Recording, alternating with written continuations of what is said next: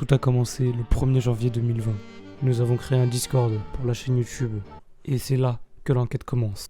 Effectivement, nous avons invité des gens, des amis, des personnes de confiance. Et nous avons constaté l'arrivée de nouvelles personnes qu'on ne connaissait pas.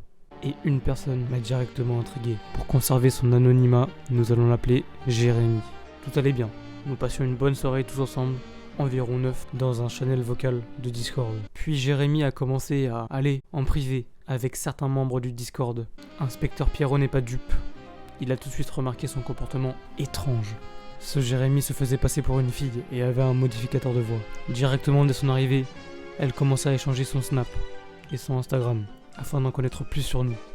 J'ai pu interroger 2 de mes amis avec qui Jérémy a pu parler. J'ai recueilli leurs témoignages. Genre au début, elle m'a demandé ouais, passe ton Snap et bon, j'ai pas trop réfléchi quoi.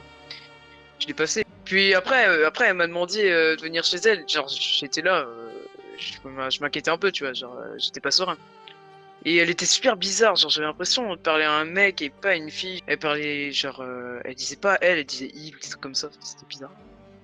Alors, c'était un soir comme les autres, et je me baladais tranquillement dans le serveur de Trèche, et je vais dans un salon vocaux où se trouve une fille qui commence à me parler. Vraiment très sympa, franchement, sans problème pour communiquer avec elle et tout se passe très très bien. Bah, ça commence à être bizarre, j'ai commencé à me poser quelques soupçons, car elle a commencé à me parler de sujets un peu chelous.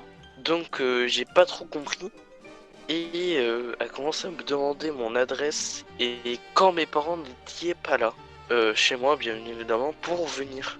C'est là que j'ai compris que c'était pas vraiment une fille, quoi, et j'ai commencé à prendre peur.